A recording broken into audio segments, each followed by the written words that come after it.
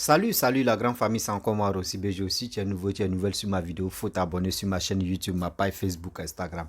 N'oubliez pas de partager mes vidéos et aussi liker. Yedi, c'est gâté encore. Hey, Yedi, c'est gâté à l'hôpital. Voici aujourd'hui en Afrique ici, nos vies en danger. Quand il dit nos vies en danger, nos parents, nous tous, moi-même je suis concerné aussi, nos vies en danger. Toi-même tu me regardes, nos vies en danger, nous les pauvres, nos vies en danger. Oh. Vous allez écouter une petite vidéo de la vie et le pourquoi les médecins d'aujourd'hui nous tuent. Pourquoi les médecins d'aujourd'hui nous tuent. Et on voit les richards, ceux qui sont riches, eux ne se font pas soigner dans le pays, hein, surtout en Afrique. Hein, non, eux préfèrent aller en Europe là-bas, c'est là-bas on les soigne. Mais nous les pauvres là, c'est nous on prend des pots cassés. Écoutez très bien cette vidéo, pourquoi j'ai mal. On dit oui, ils sont construits université, pour que les gens puissent aller fréquenter là-bas. Mais ceux même qui ont les diplômes, qui sont à la maison là, eux n'ont pas de boulot. Hein. Eux n'ont pas de boulot. Hein. Mais eux ils construisent seulement l'université pour que les gens puissent aller étudier là-bas. Mais ceux qui vont sortir, ils vont faire quoi? Vous allez écouter le pourquoi. Et pourquoi aujourd'hui, je vous dis non que nos vies en danger là. Vous-même, vous allez mieux comprendre le pourquoi. Voici des gens, des médecins qui sont sortis. Tellement, à chaque année, des médecins sortent seulement, chaque année. Mais ils n'ont pas de boulot. Ils n'ont pas de boulot. Les salaires même là, quand tu écoutes même à toi, mais tu es découragé. Les médicaments que les gars nous prescrivent, ceux qui sont malades, la majorité des gens qui sont malades, qui se trouvent à l'hôpital, les médicaments qu'on les prescrit, là, eux, ils ont les bénéfices dedans. Mais souvent, mais on te dit non des maladies même, quoi la kachokoko. Souvent, mais tu te poses la question, quoi tu quoi la chakokotoko.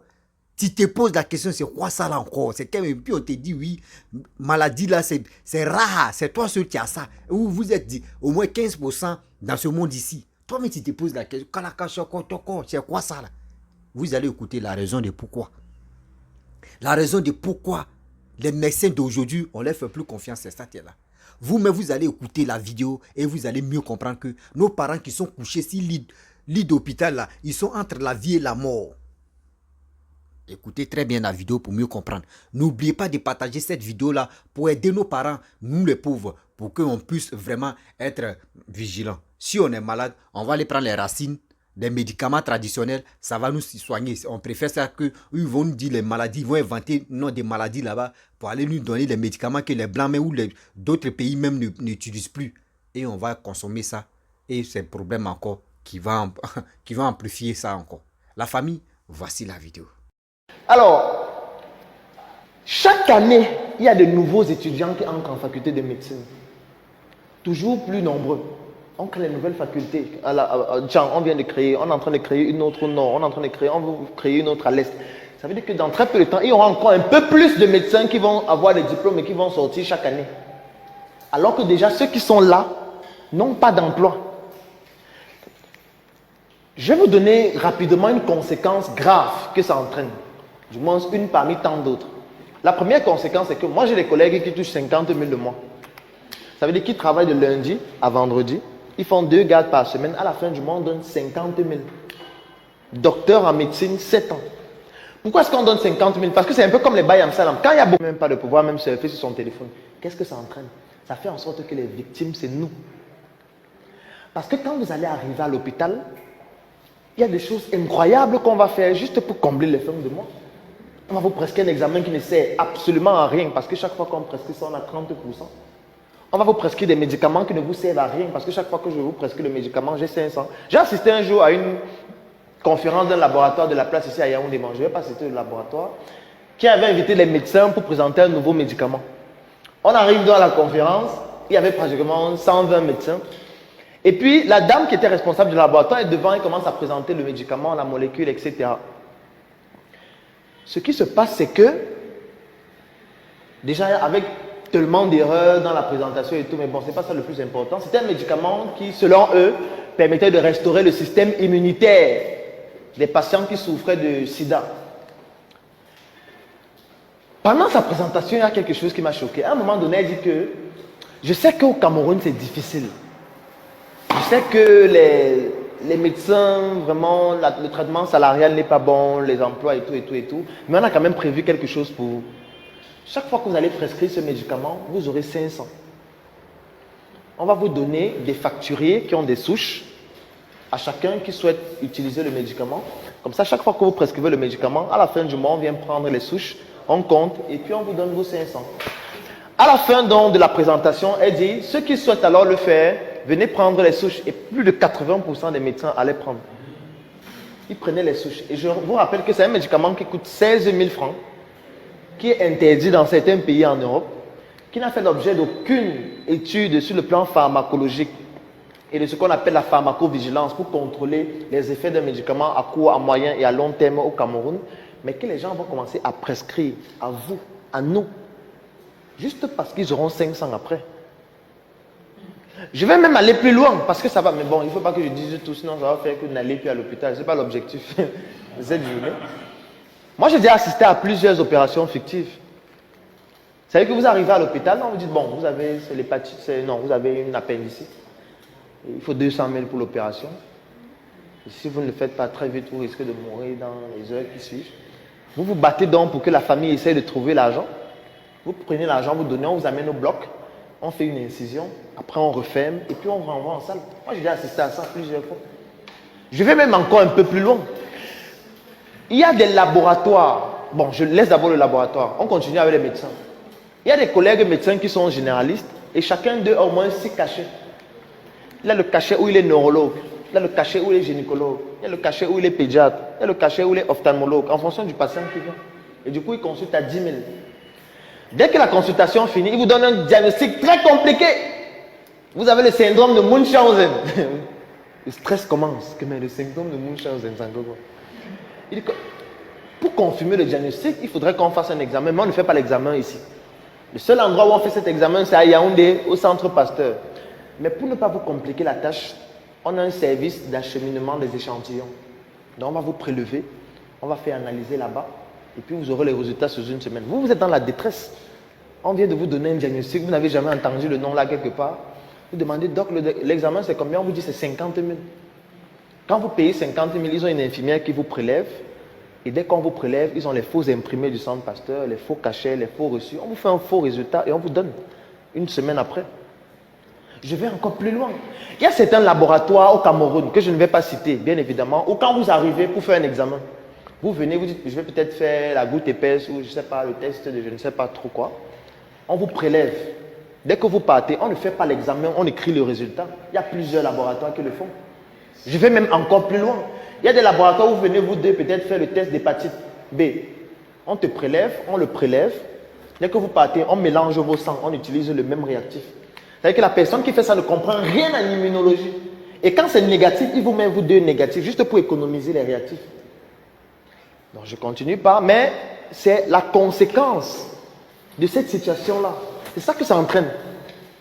Lorsqu'un gars a sa réunion le dimanche, le samedi, il monte à la garde. Que non, il faut que je trouve l'argent de ma réunion. Quand vous arrivez, il dit non, vraiment, il faut opérer. On a mené une étude qui montre que plus de 45% des césariennes qu'on fait aux femmes qui sont enceintes ne servent à rien. Moi, je parle de... Parce que quand on parle, vous avez l'impression que c'est dans l'espace et que ça ne vous concerne pas. Vous arrivez à l'hôpital, vous êtes enceinte, vous pouvez accoucher par voie basse, mais on essaye de trouver des raisons pour que vous passiez à la césarienne. Parce que ça fait en sorte que le médecin a des quotes-parts à chaque fois qu'on vous opère et que l'hôpital fasse plus d'entrées. Donc, comment ça va se passer quand il y aura encore plus de personnes qui vont demander le travail que maintenant? Ça sera pire. Parce qu'on ne construit pas suffisamment d'hôpitaux pour recruter ces gens. Et là, on parle des médecins qui ont Bac+7. Je ne parle pas des infirmiers qui sortent par milliers chaque année. Les sages-femmes qui sortent par milliers. Des aides-soignants qui sortent par milliers. Des analystes biomédicaux qui sortent par milliers. Je ne parle pas des pharmaciens. Je ne parle pas d'eux. On est encore sur les médecins qui ne sont pas nombreux. Et voilà déjà ce qui se passe. Ça sera pire dans 5 ans, pire dans 10 ans, pire dans 20 ans, si rien n'est fait.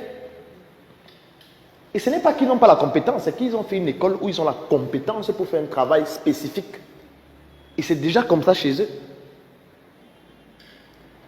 Donc quand on parle d'entreprendre, les gens ont l'impression que c'est juste une mode, C'est juste une manière de vouloir dire qu'on perd le temps parce que voilà, on n'a pas pu le travail, on n'a pas trouvé le travail. Du coup, comme on est un cancre, on dit qu'on entreprend.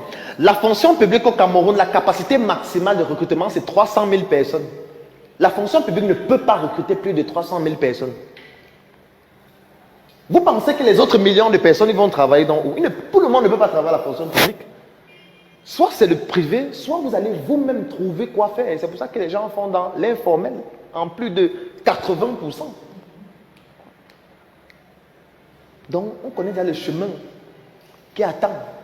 Les 2000 étudiants qui sont en première année de droit à soi, on connaît le... Bref, la famille, nous tous, on a écouté ce qui s'est passé. Nous tous, on a écouté. Oh. Nous les pauvres là, nous les familles modestes là, nos vies en danger. Nos parents qui meurent matin, midi, soir. Ou les médecins qui ont dit, on les fait confiance. Les médecins d'aujourd'hui, regardez, vous-même vous avez écouté. Il y a d'autres qui vont dire, oh, ça là c'est au Cameroun seulement. Mon frère, c'est pas au Cameroun. C'est l'Afrique entière même qui est en train de démontrer comme ça. Démonstration de ça là, c'est ça qui est là. Parce que s'il dit, il va globaliser tout, surtout même l'Afrique. Ils vont dire, oh, mais toi, tu es Camerounais, pourquoi tu ne parles pas de Cameroun? Mais il est en train de nous interpeller. Toi-même, même si tu n'es pas Camerounais dans ton pays, assieds-toi et puis tu vas réfléchir. Toi-même, tu vas te sentir aussi dedans. Voici nos parents qui sont entre guillemets, 2 doigts de la mort, qui sont couchés sur le lit d'hôpital. On les fait croire, eux font croire, surtout les médecins font croire à ses parents que oui, partez acheter tel médicament. Partez, on leur donne ordonnance même qui vaut ma main ici. Toi, mais tu lis jusqu'à ordonnance même vaut ma main. Et dans ça maintenant, la personne va étudier. Tu t'en vas payer les médicaments. Tu cours ici. On dit, bon, il y a tel médicament qui manque ici. Tu t'en de l'autre côté. Le temps que tu vas rassembler tous les médicaments là, on dit la personne est décédée. Et c'est quand c'est pas là-bas on te dit, hein, tu es déjà à l'hôpital et puis on vient te dire non que oui, ton malade est mort. Tu es désespéré, tu es découragé. Est-ce que tu vas partir les médicaments que tu as achetés là? Non. Est-ce que les médicaments là, tu vas l'enterrer? Non. Tellement que tu es abattu, tu laisses les médicaments là. C'est les mêmes encore qui t'ont fait saigner, qui t'ont donné, qui t'ont dit qu'il faut aller payer les médicaments. C'est les mêmes encore qui vont utiliser ces médicaments là. C'est les mêmes encore qui vont utiliser ces médicaments là pour vendre ça à d'autres personnes. Remarquez très bien, dans les hôpitaux, il y a un coin où on dit on vend les médicaments. Remarquez très bien. On dit il y a un coin où on vend les médicaments. On ne sait jamais si, comment dirais-je, les pharmacies sont fermées. En attendant, tu peux venir acheter ici rapidement. On voit ça plein. On voit ça plein en Afrique ici. Ce que le monsieur a dit la vérité. Moi, je ne peux pas dire j'ai vécu, mais j'ai un peu l'expérience de ce que moi j'ai fait. Quand j'ai fait une vidéo, j'explique ce que moi j'ai fait. Si quelqu'un m'a expliqué, je peux dire quelqu'un m'a expliqué. Moi, j'étais en Côte d'Ivoire. Un moment, bon, je tombe toujours malade, mais je ne suis pas maladif aussi. Donc, un jour, je suis tombé malade. À ce temps, moi, je ne suis pas quitté directement dans ma famille, coup familial, et ben, avant de venir à l'aventure. Non. Moi-même, je vivais chez moi tranquillement. Je louais une maison et j'étais tranquille. Ceux qui me connaissent, eux savent que oui, je ne mens pas. Et dans ça,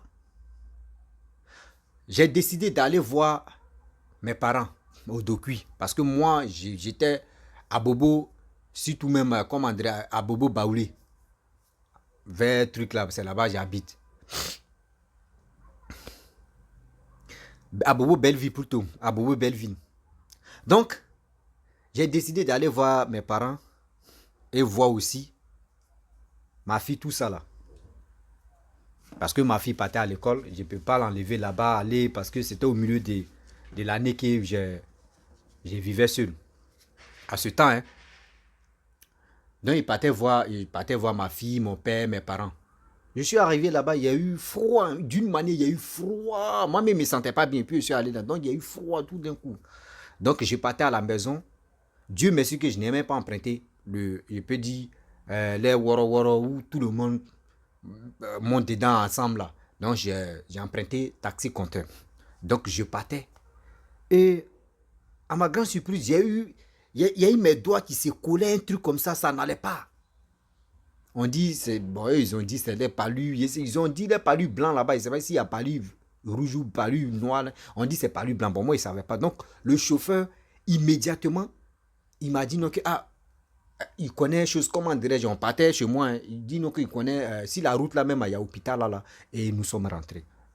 Et même pour me soulever même là, il y avait les sages-femmes qui avaient peur, ils pensaient que moi j'étais, je ne sais pas, les maladies où tu touches la personne, puis ça les... Donc dans ça, bref, ils m'ont pris, ils m'ont mis dans les salles là-bas, ils ont mis les trucs, ils ont pris mon sang, ils ont examiné, ils souffraient de quoi, ils ont mis les perfusions, tout ça là, ils ont mis sur moi. Ok. Garçon que je suis, j'ai appelé mes vieux pères, moi-même mes parents ne savaient pas d'abord. J'ai appelé mes vieux pères, ceux que j'ai. Parce que moi, j'aime beaucoup, beaucoup, beaucoup des amis de confiance d'abord, quand je ne me sens pas bien d'abord. Donc, je les ai appelés et ils sont venus autour de moi parce que je n'aimerais pas vraiment embrouiller la famille. Stress là, c'est pas trop. Ils viennent de quitter chez eux et puis je tombe malade brusquement ici à l'hôpital. Ça va vraiment les choquer là. Donc, j'ai appelé mes vieux pères, celui même que tu souvais ma. Bon, il peut dire mes biens, mes voitures là. Voilà, celui que j'avais mis à la tête là, lui-même je l'ai appelé, il n'y avait pas l'argent sur moi et puis il a envoyé l'argent, tout ça là pour faire les trucs. Dans ça, mon vieux père, Sofiana, vraiment, vieux père, si tu m'écoutes, je sais qu'il a dit ton nom, mais tu vas te rappeler. Tellement que, garçon, où il est, quel que soit Alpha, même s'il est malade, il doit s'élever. Dans ça, il dit, voyez une jeune fille sage-femme, mais on fait comment? Elle est infirmière en même temps. Il dit, bon. En même temps, là, le numéro, en même temps, j'ai pris. Quand il me s'est retrouvé, il a pris le numéro là, en même temps. La fille, après ma maladie, elle venait à la maison chez moi. Elle prenait mon sang, elle regardait tout. Ça allait bien. Là, amitié a commencé. Amitié de reconnaissance, amitié a commencé. Donc, un jour, je suis tombé malade. Et je me suis retrouvé encore dans l'hôpital là. Et dans ça, elle était un peu occupée, donc c'était quelqu'un d'autre qui m'avait pris. Et la personne m'a prescrit des médicaments pour me dire d'acheter des médicaments. Des médicaments dans l'hôpital, là, il y a un coin où on vend les médicaments là d'acheter. Et j'ai appelé la fille, dit, bon, mon agent n'arrive pas là, l'ordonnance qu'ils m'ont donné, l'argent n'arrive pas là. Donc si tu peux me donner l'argent dès que tu le soir, et si tu arrives à la maison, moi, mais je vais venir te donner. Elle dit, où tu vas acheter des médicaments? Elle dit, non, elle dit, non. C'est parce que je te connais que je t'ai dit ça. Il ne faut pas acheter des médicaments là-bas. Si tu veux acheter des médicaments, il faut aller à la pharmacie. Parce que souvent, d'ici, les médicaments d'ici, là, après, je vais t'expliquer. Parce qu'on est ici, là, on ne sait jamais les murs, les oreilles. Et c'est là que j'ai compris. Et bon, je n'ai pas trop compris. Il dit, ok, je suis... Donc, la dame, maintenant, où je lui ai dit, mon âne n'arrive pas. Il dit, non, il faut payer un peu après, tu vois. Il dit, non, je vais aller tout prendre d'abord, et puis je vais venir payer. Et je suis parti. Je suis allé à la pharmacie. Ce n'est pas les mêmes prix d'abord. C'est pas les mêmes prix. Regarde comment ça m'a découragé. Oh, le prix même à l'hôpital, c'était élevé. De l'autre côté, c'était pas élevé. Et j'ai acheté des médicaments.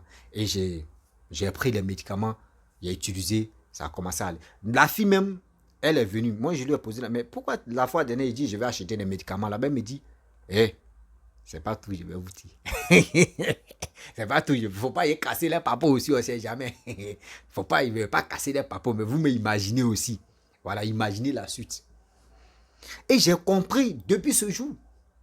Souvent, les gars nous font dépenser pour avoir ces bénéfices-là dedans. Souvent, ils vont dire les noms des maladies, même toi-même, tu n'as jamais, même quand ils tapent si, et puis eux, ils ont fini ça, quand ils se donnent, eux, ils cherchent les maladies des blancs là-bas que nous-mêmes, parce que quand tu prends ça, tu dois taper ça si truc. Quand tu tapes sur Google, c'est des vieux, souvent, mais les maladies, juste quand toi, tu déposes, tu dis, mais ça, c'est les maladies des riches. Moi, mais il n'y a pas l'argent, pourquoi ça veut? Oh, c'est des trucs même que toi-même, ça n'existe pas. Et ils vont te prescrire là-bas, et tu vas boire. Souvent même là, quand tu vas consommer, même tu vas utiliser les médicaments là, ça te crée encore beaucoup de dégâts dans ton corps. Oui, ça te crée encore beaucoup de dégâts mais dans ton corps. Souvent tu vas utiliser les médicaments là, 1 mois, 2 mois, oui ça va, mais arrivé tu rechutes encore. Très grave. Mais on fait comment? Regardez les salaires de nos médecins. C'est pour cela aujourd'hui, les richards, ceux qui sont à la tête des pays, surtout mais le gouvernement, des gouvernements africains même, à regarder très bien. Quand ça, chez eux, même les dents, même seulement, là, eux, quand ça enfle même, même quand Karim les prend, là, c'est pas dans leur pays, ils vont vraiment arranger, ils vont vraiment, ils vont arracher la dent là. C'est en Europe, ils vont arracher la dent. Parce qu'eux-mêmes, ils ne font pas confiance à ceux qui sont, ceux-mêmes, les frères qui sont médecins là. Regardez comment la vie, c'est-à-dire nous-mêmes là, c'est nous, on est les cobayes, c'est si nous, les gars, viennent faire essai. C'est nous, on est les cobayes. C'est gay. Vrai cobaye là, c'est nous quoi. Arrêtez ça. Prenez-nous au sérieux. Prenez-nous au sérieux. C'est pas comme ça on fait les choses. La famille, vraiment, c'était pour vous dire, je ne peux pas trop parler, mais pour vous dire, dans la vie là, chaque année, il dit chaque année, les docteurs s'assortent seulement. Infirmiers, quoi là même là, docteurs s'assortent seulement. Chaque année, ça sort. Souvent, mais il y a d'autres même là. Ça sort, mais ils n'ont pas de boulot. Ça sort, ils n'ont pas de boulot. C'est où ils vont aller travailler? Zéro. Ils sont obligés, d'autres même créent des hangars même pour dire, c'est là-bas, ils vont aller faire les trucs. Regardez très bien. Quelqu'un qui travaille dans l'hôpital général, il a clinique à côté. Clinique là, c'est pour lui. Et puis c'est dans la clinique là, il va aller investir. C'est dans la clinique là même est bien équipé même que l'hôpital général. C'est moi je vous parle en Afrique ici. Clinique même est bien équipée même que l'hôpital général. Souvent vous partez dans l'hôpital général, on vous dit non que oui, il y a des trucs qui disent bon attends, je connais telle clinique privée là, si tu es là-bas, on peut te soigner rapidement. Oh c'est pour lui-même, ou c'est pour son collègue. Oh clinique là c'est pour lui ou soit c'est pour son collègue. Parce que si c'est lui, tu l'as vu là-bas, tu vas le remarquer. Donc il dit à son ami, ah collègue, vraiment, tu vas aller, la personne va aller là-bas, mais on fait comment? C'est le gay non? Et là tu vas aller chez la personne. Oh, c'est les mêmes, c'est chaîne alimentaire, tu es là. Chaîne alimentaire, c'est ça, tu es là. Entre eux, les jeunes, eux, ils s'en foutent même des vies humaines même. Eux, ils s'en foutent de ça. La famille, on a qu'à... Il dit, si quelqu'un tombe malade, tu es en Afrique, tu tombes malade. Regardez pour moi, regardez. Ça, on appelle jaune amer. 2 jours là, il voit mon pipi en train de sortir jaune. Je vois même souvent même, il fait quoi mon corps, ça fait chat. Il prend jaune amer, il met tout. Pipi devient même rouge et puis ça sort blanc. Et dit voilà, ça a commencé comme ça. Alors là, on ne joue pas à ça. Oh frère, l'amour c'est une fois. Faut pas te dire si ça va. On est dedans. Partagez cette vidéo là pour que ça puisse arriver loin. Ne garde pas ça pour toi mon frère. Pour sauver les vies humaines. On doit partager ça. Moi, j'ai vu. J'ai dit, je vais vous partager. Toi aussi, si tu vois ça, il faut partager, mon frère. Ça peut sauver tes parents. Ça peut sauver tes proches. Hein? Je sais, c'est les médecins, tu ne vont pas accepter ça. On a dit casser les papous pour eux. J'ai dit, c'est des médicaments traditionnels maintenant. À Polo, on va. On va goûter d'abord même. Quand ça met comme ça rentre dans mon corps et puis mon corps fait, ça parle dedans. Bref, la vie, je vais vous laisser. Donc, je vous dis, si tu es nouveau, tu es nouvelle sur ma vidéo, n'oublie pas de t'abonner, partager la vidéo, liker et je vous dis à très bientôt. Ciao, on est ensemble.